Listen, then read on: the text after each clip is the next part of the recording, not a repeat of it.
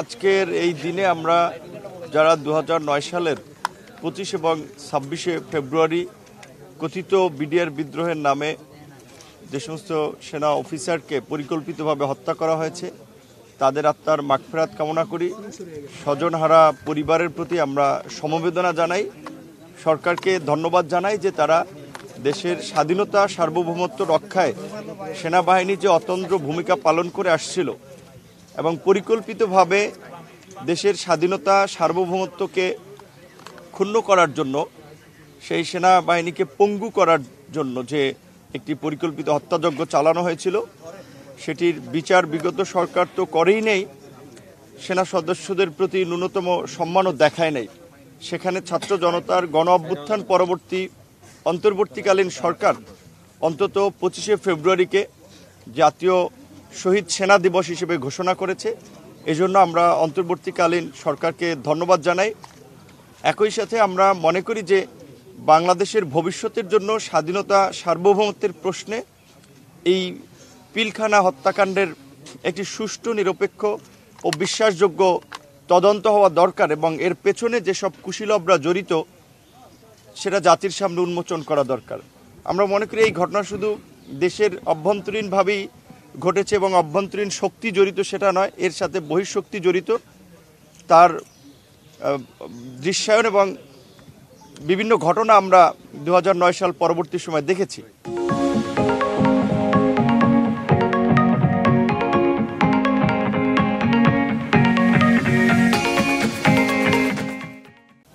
একটা স্বাধীন সার্বভৌম গণতান্ত্রিক রাষ্ট্রকে কিভাবে একটি ব্যর্থ অকার্যকর রাষ্ট্রে পরিণত করা যায় তার জন্য 2009 সাল থেকে পরবর্তী সময় বাংলাদেশের বিভিন্ন প্রতিষ্ঠানগুলো আপনারা দেখেছেন ধ্বংস করা হয়েছে, গণতন্ত্রকে হত্যা করা হয়েছে এবং দেশে একটা একদলীয় শাসন কায়েম করে কার্যত বাংলাদেশকে একটি ভিনদেশী করদ রাজ্যে পরিণত করেছিল।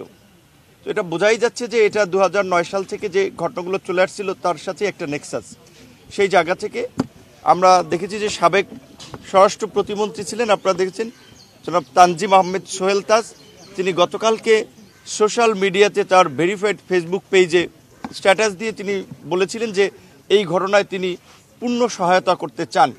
এটি আমি মনে করি এই সময়ের এই তদন্তের জন্য এবং জাতির সামনে সত্য উন্মোচন করার জন্য একটি সহায়ক ভূমিকা হতে পারে, যেহেতু তার এতদিন পরে তিনি হলেও মুখ খুলেছেন, কারণ তিনি ওই সময় স্বরাষ্ট্র প্রতিমন্ত্রীর জায়গায় ছিলেন, তিনি নিশ্চয়ই এই ঘটনার অনেক কিছু জানেন এবং এই ঘটনার সাথে কিংবা এই ঘটনাকে আড়াল করার জন্য ধামাচাপা দেওয়ার জন্য বিশেষ করে আপনারা জানেন যে বেশ কিছু নিরীহ নিরপরাধ বিডিআর সদস্যদেরকেও কিন্তু অযথা দীর্ঘদিন ধরে কারাগারে রাখা হয়েছে, তাদের কয়েকজন মুক্তি পেয়েছে, এখনও অনেকে মুক্তি পায়নি।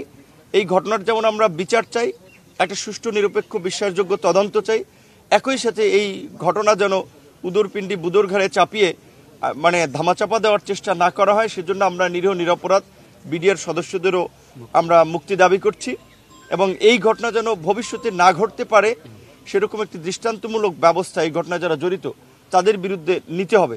আপনারা একটা বিষয় লক্ষ্য করেছেন, বাংলাদেশের এই জাতির ঐতিহাসিক সংকটগুলোতে সেনাবাহিনী সবসময় জনগণের পাশে এসে দাঁড়িয়েছে, জনগণের কাতারে এসে সামিল হয়েছে।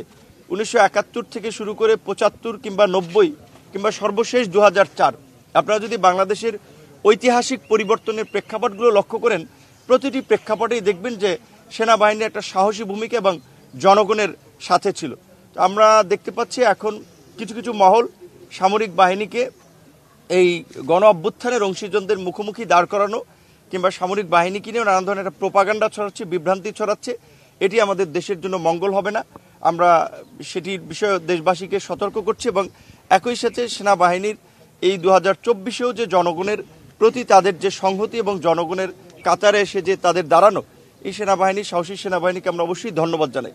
একই সাথে আয়নাঘরের মতো আপনার এই মধ্যযুগীয় বর্বর নির্যাতন নিপীড়নের সাথেও যারা জড়িত ছিল, হয়তো সেটা সেনাবাহিনীর কতিপয় কর্মকর্তা, সবাই না, এই পিলখানা বিডিআর হত্যাকাণ্ড এবং তদন্তের পাশাপাশি আয়নাঘরের মতো মানবতা বিরোধী অপরাধেও যারা জড়িত তাদেরকেও বিচারের মুখোমুখি করা দরকার। ইতিমধ্যেই তাদের কয়েকজনকে গ্রেপ্তার করা হয়েছে, আশা করি বাকিদেরকে গ্রেপ্তার এবং বিচারের মুখোমুখি করার মধ্যে দিয়ে সেনাবাহিনীর দায় মুক্তি হবে। আপনাদের সকলকে ধন্যবাদ।